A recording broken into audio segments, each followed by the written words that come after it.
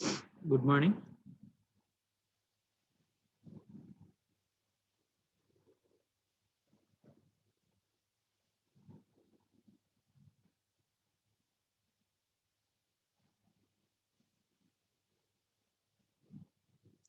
So in the previous class, we have discussed about the interfaces. Already we have revised the some topics on the interfaces. So let us continue the remaining topics. So we are revising the interfaces. We have said that interface is nothing but like a class. Interface is like a class. There are some similarities between the interfaces as well as classes.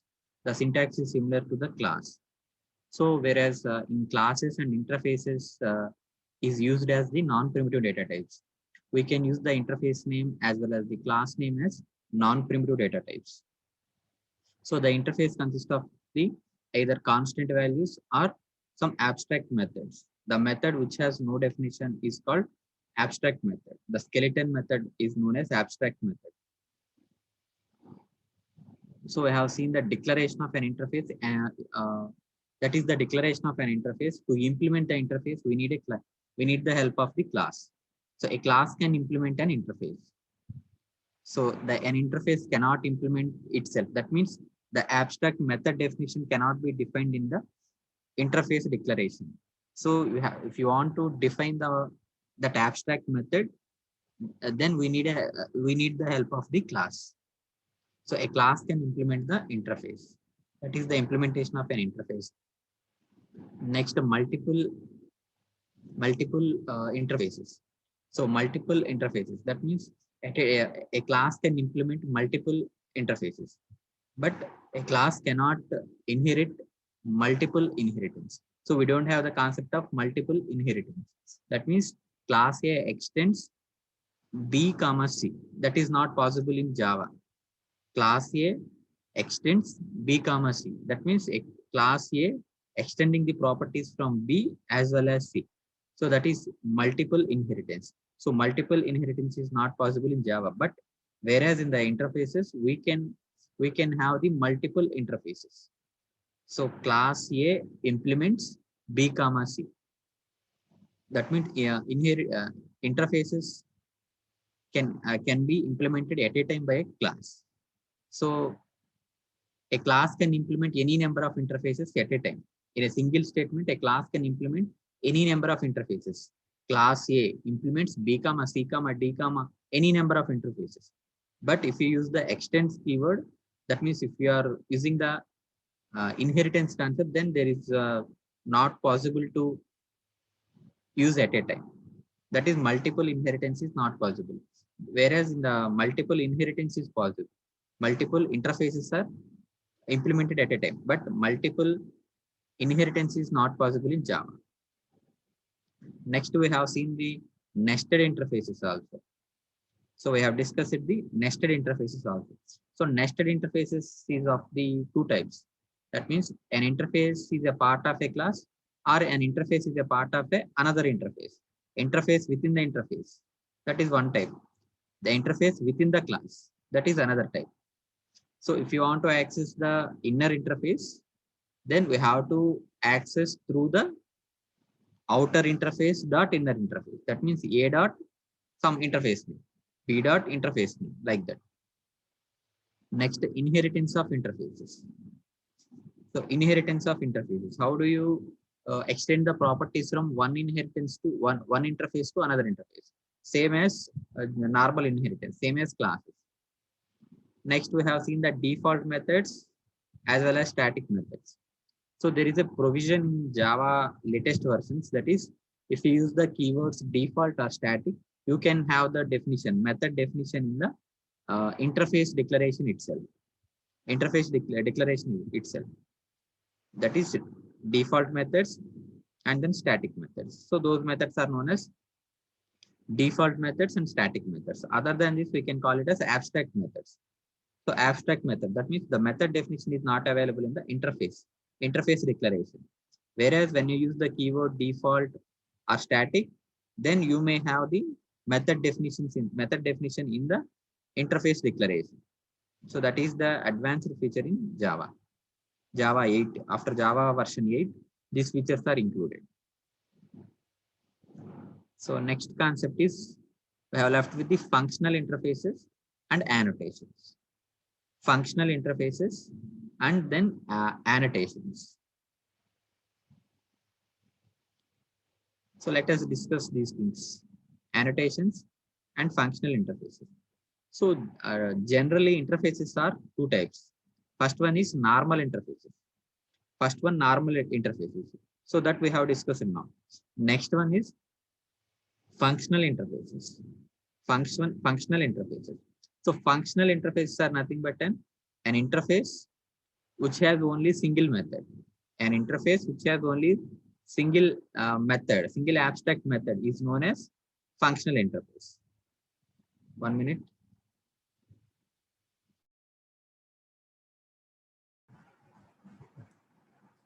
So interfaces are of two types. We can broadly classify the interfaces into two types. First one is general normal interface. Second one is functional interfaces. So functional interfaces are the interfaces with only single method, single abstract method. That is known as functional interface. So functional interface is also known as single method interface, SMI. So let us see this one. So in order to implement the functional interface, we need the concept of lambda functions. We need the concept of lambda functions. So here we have the programming language called Scala.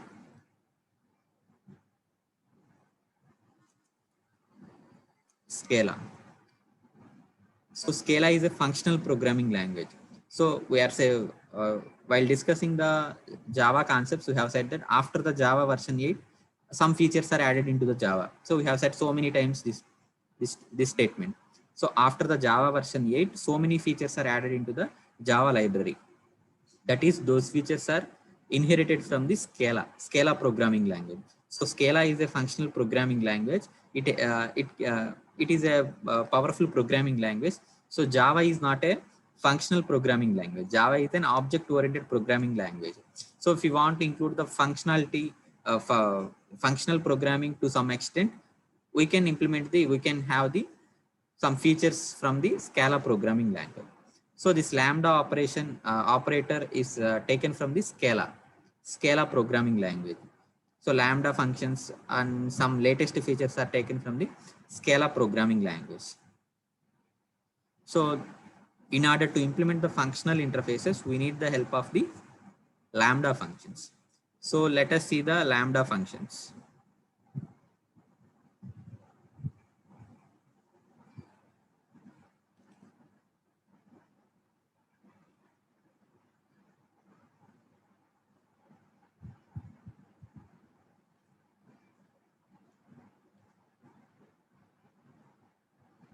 So check the program here. So here I am defining the interface. The interface name is function1. So this is the interface declaration. So here I am defining one method, display method. So this interface has only one method, single method. So this is called functional interface. So this interface can be named as functional interface. Next, in order to implement this function, we need a class. We need a main class. So I'm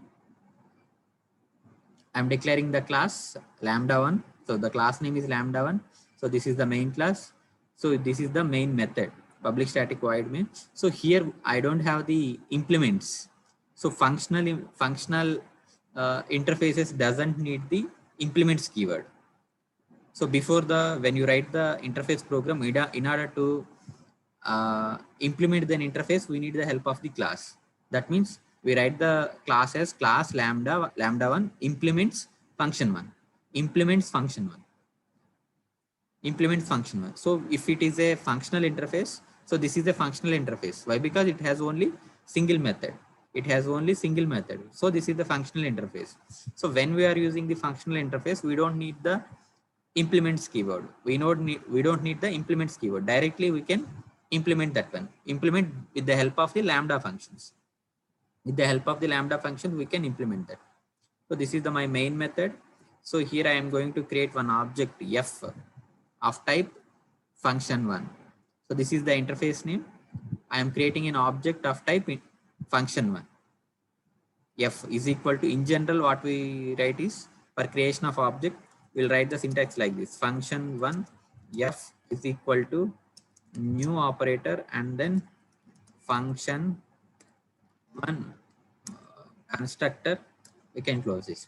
So by using this object f, we can access the methods or anything, any class members or interface members from the function, from this one. So this is the general syntax we follow to create an object. So here we are using the lambda function. So lambda function means we have the lambda operator. So this is arrow mark. This is the lambda operator. So this is the lambda operator. Arrow mark. Arrow mark is the lambda operator. By using this lambda operator, we can perform the operations. So an operator consists of operands. Left side operands, right side operands. That means in the left side we have something, in the right side we have something. So here in the lambda operator we have the variable names within the braces or without the brace. If you have the single variable means we can directly write the a. If the variables are ABC, then we can write the int a comma int b comma int c. So let us see the syntax here. Suppose if I have the variable a, then if we are using the operator, lambda operator, this is the lambda operator. Then if you want to perform something, suppose we can perform c is equal to a plus b. So this is one lambda function. So here I am using the a, b, c values. So declare the c and we don't have the b value. So pass the b value here, a comma b. So if you have the two variables, you have to place it in the braces. You have to place it in the braces. So if you don't have any variables to pass, empty braces will be placed. Empty braces, we can have something printf statements like system dot out dot println something. So this is one lambda function. This is the lambda operator, lambda function of empty parameter. So here we have two parameters. Here we have two parameters. We are passing the two parameters to this lambda function. This is the right side part. This is the lambda operator. This is the right side part and this is the left side part. So in between that we have the lambda operator. So lambda operator. So if we have more than two statements means we can use the flower braces. We can use the flower braces. We have two or three statements. We can use the flower braces. So if you have the single statement means we don't need the flower braces. If you have the more than one statement, you have to use the flower braces, curly braces. So this is the usage of the lambda function. So here, see here, the syntax, we are referring this object f. We are giving the reference to the object f, that is equal to empty braces. That means we are not passing the any parameter to the lambda function. This is the lambda function. This is the lambda operators. Here I am going to print the empty argument lambda.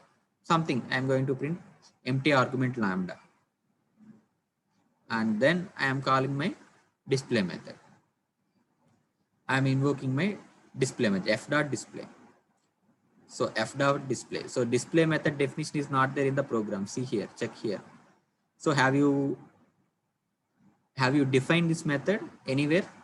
Display. So this is an abstract method.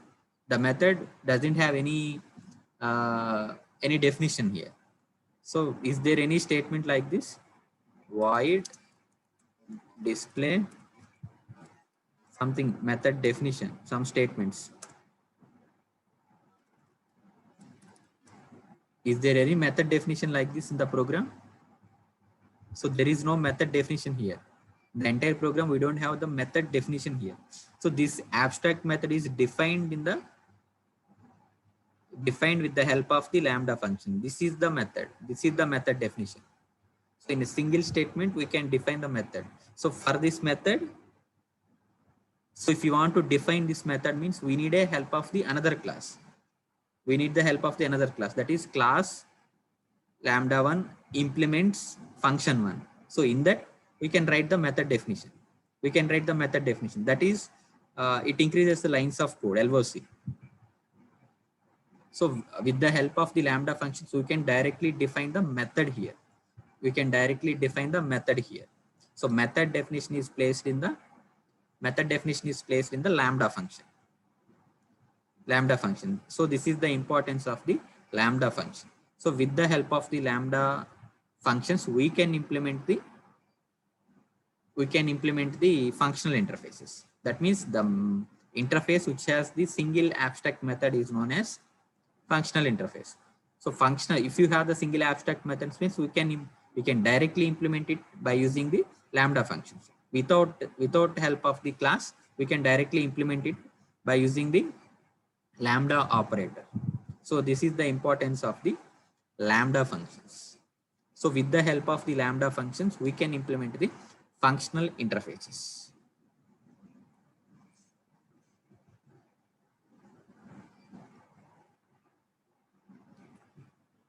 So let us see the another example for lambda functions. Lambda 2. So I'm defining the class lambda 2. So this is an nested interface. That means I'm defining an interface within the class. I'm defining an interface within the class. A class consists of an interface, that is nested interface.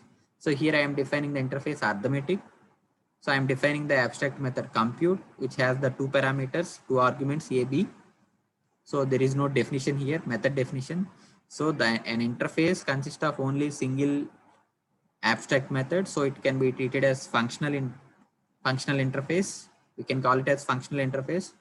Then I am defining the main method. So here I am going to create the object reference A1, object reference A1, A2, A3. For I am going to perform three method definitions. Three method definitions. Three method definitions at a time: addition, multiplication, and division. So if you want to define these things means we need three methods.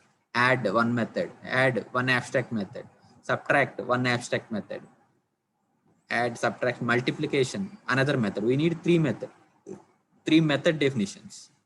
But with the help of the lambda functions, we can implement this. So I am creating three object references A1, A2, A3. So I am passing the two arguments A and B. I am passing the two arguments A and B to the lambda function. So I am returning the A plus B. I am performing A plus B and returning to the method. So the method return type is int. So we are returning the A plus B. Next I am passing the AB values. If the AB values are already declared, then there is no need to have the int here. Return A into B, return A by B, lambda operator. So this is the lambda operator. Left side part is argument list, right side part is method definition. So here I am going to print the values. A1 dot compute 10, 20, A2 dot compute, A3 dot compute. I am passing the parameters 10, 20, 40, 20 like that. So this is the one way, another example for lambda functions, usage of the lambda functions. So here in this program, we are performing three method definitions. That is the help of the functional interfaces. That is the help of the lambda functions as well as the functional interface. So if you have the another method, what happens if you have the more than one method in the interfaces? So if you have the more than one method, more than one abstract method means we cannot implement. We cannot implement by using the lambda operator. Why? Because the compiler will get ambiguity. So which method definition is this? So the compiler will get ambiguity. So that's why functional interfaces means it has only single method, single abstract method. So if you're defining this one means it is referring to this method, single abstract method. So let us see another example.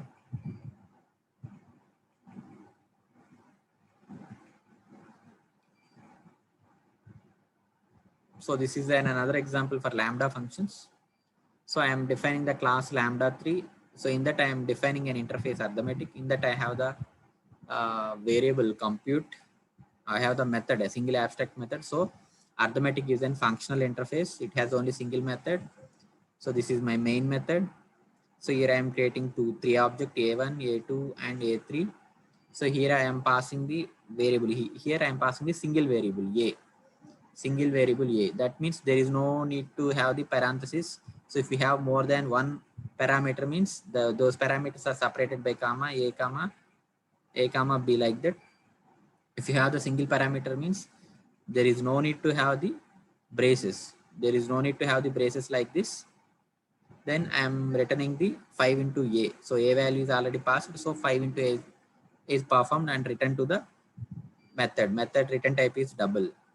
Then another variable, here I am defining the x value, x variable as 20, and I am performing A into x.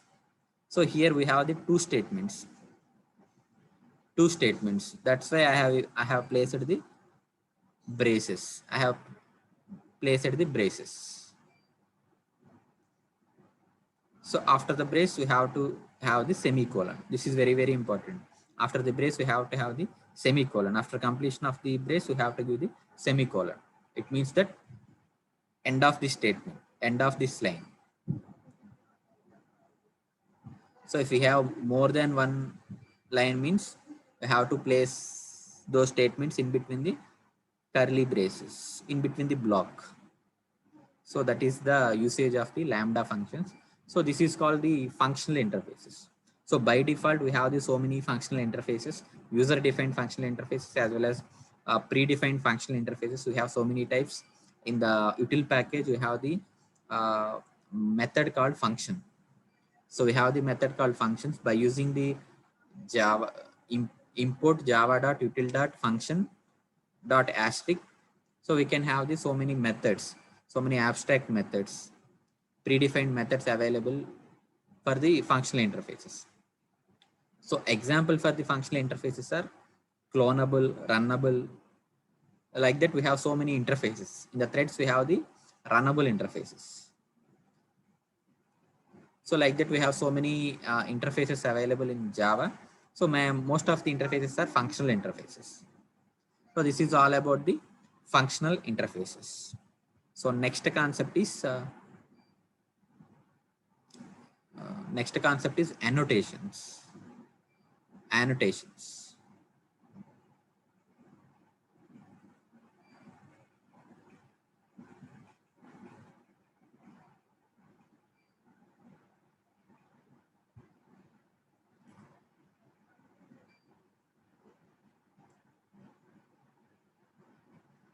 So we have completed the functional interfaces.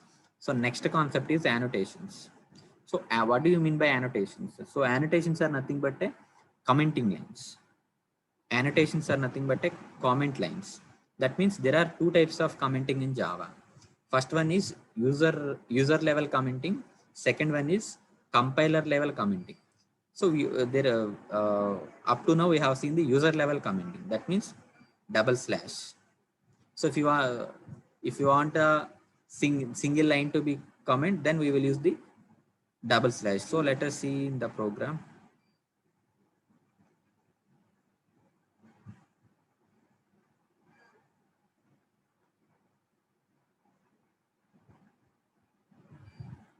So let us see here. So if you want to make a single line as comment line, then we will use the double slash.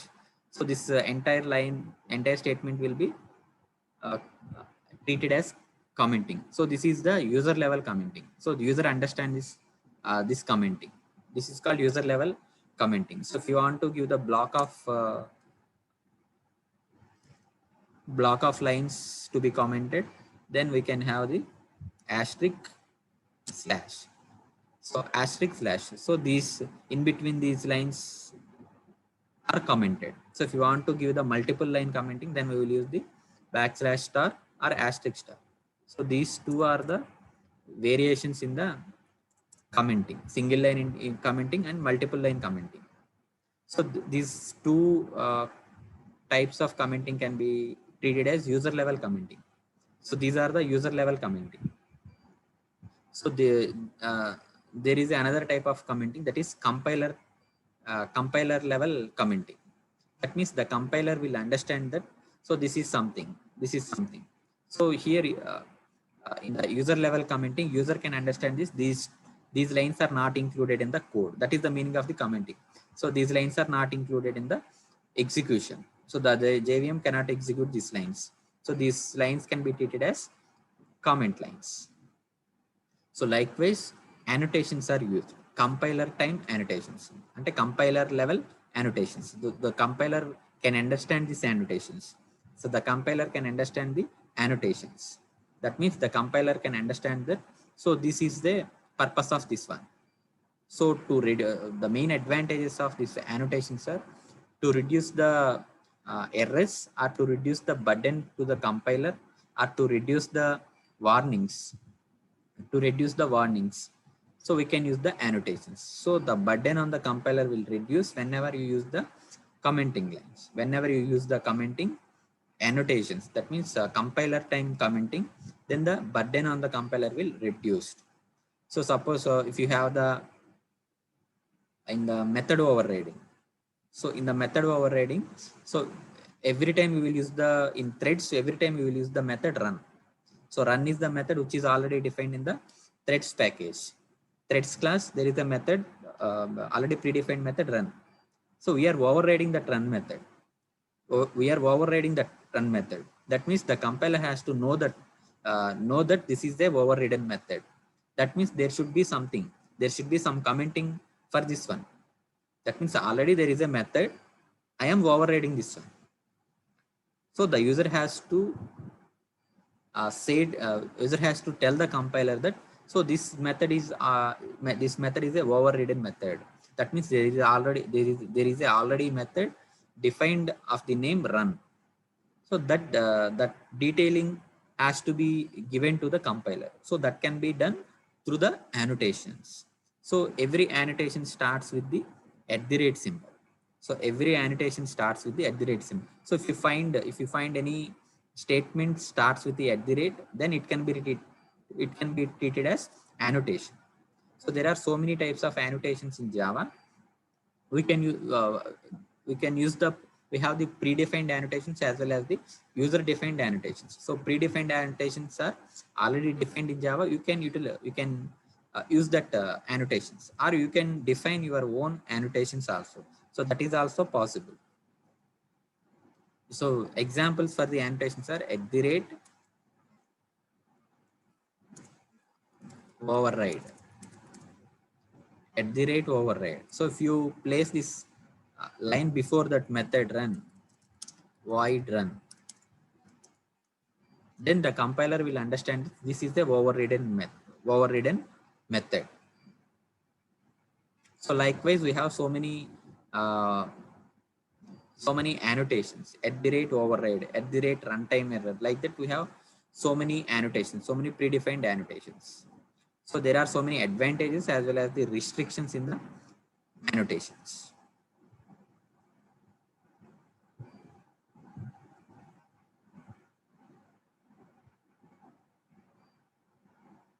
So let us have some.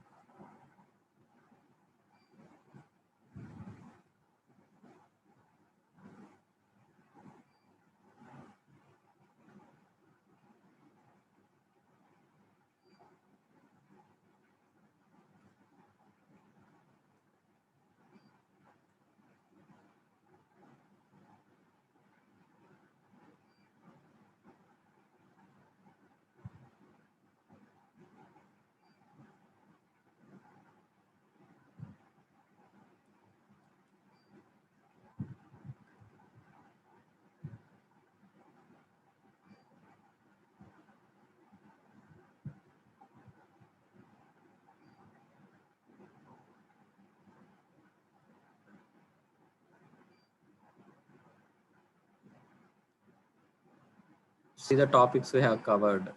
This is the declaration of an interface. We can use the implements keyword. So for inheritance, we can use the extends keyword.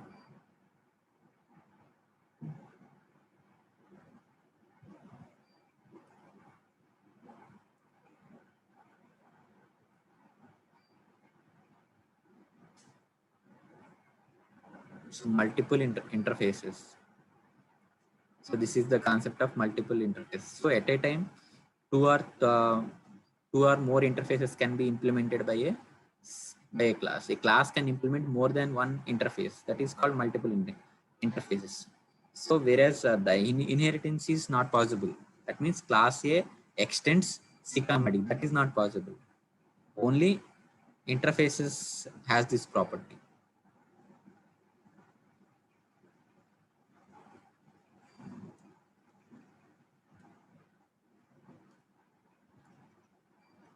So nested interfaces we have discussed.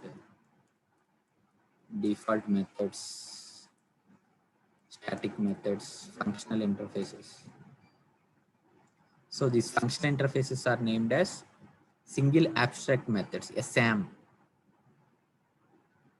SAM, single abstract method. So functional interfaces are also known as SAM, single abstract method. So if it is a functional interface, we can have the annotation @ functional interface. So this is a predefined annotation. We can use whenever we are using the lambda functions, we can have the @ functional interface. Before defining that interface, we can have the @ functional interface. Functional interface.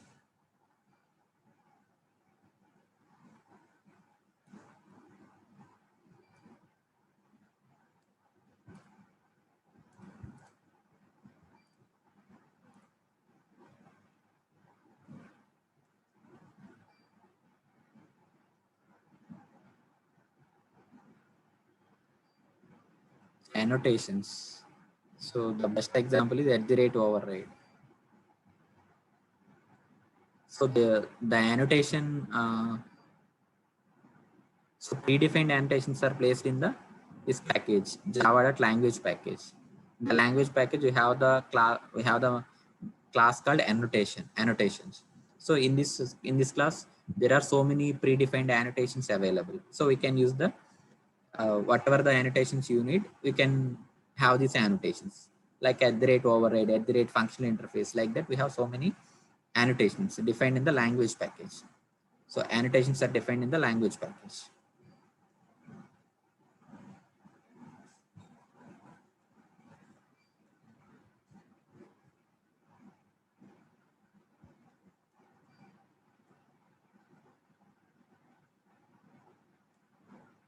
So see the example here.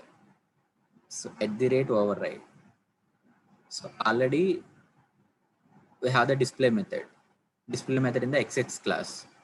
So YY class extends the XX class. So that means we can use the properties of the XX class. So this is the display method. We are again reusing the display method. Method name is same. Signature is same, but the definition is different. That is overriding, method overriding. So we can have the @ override annotation. Then the compiler will understand that this is the overridden method. This is a overridden method.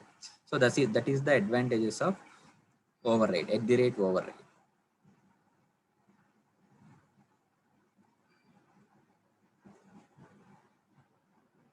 So there are so many advantages of annotations. Those are, it provides useful information to the compiler for detecting errors. So we are giving some extra information to the compiler. So the compiler will detect the errors. The information may be used for suppressing the warnings. So whatever the information you provide to provide as the annotations, the compiler will understand the something overridden functional interface. Then there may be, when you compile the program, you may get some warnings. So there is a chance of reduction of that warnings. So these annotations may be used for generating XML code. If you want to convert this Java program into XML code, we can use the annotations.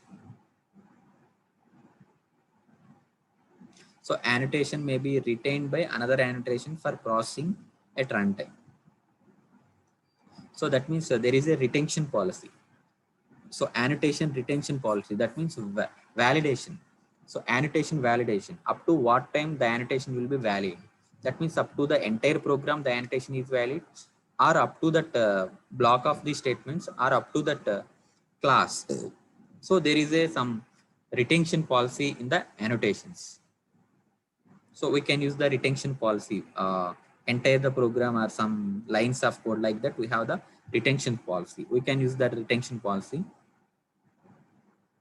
So we can carry the metadata up to the runtime, and the information may be obtained at the runtime. So while the execution time also, these annotations will supply to the JVM. So the JVM can understand the annotations. So up to the execution of the JVM, this metadata will supply to the JVM. So whereas you can use if you use the user level annotations, so when you compile, uh, these user level annotations are not uh, go for execution.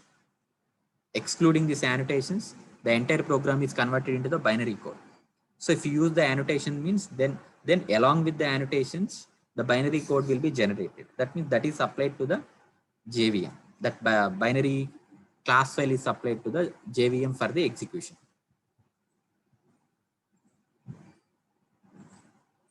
So these are the main advantages.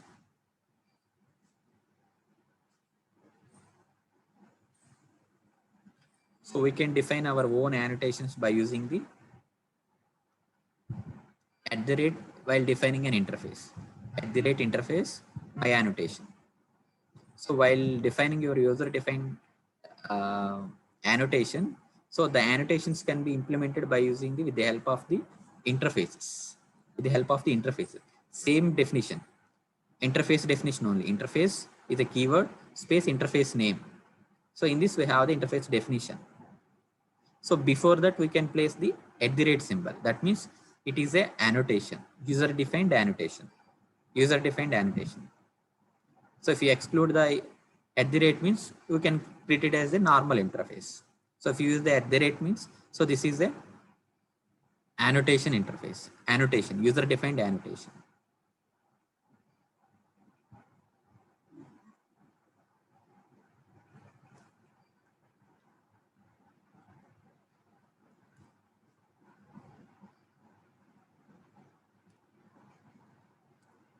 So this is a, so these are the things regarding the interfaces.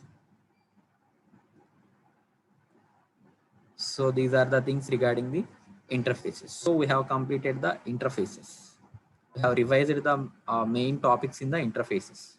Interfaces definition, interfaces implementation, multiple interfaces, nested interfaces, inheritance of interfaces, default methods and static methods, as well as functional interfaces, lambda functions, and annotations. So this is the things about the interfaces. So do you have any doubts on this?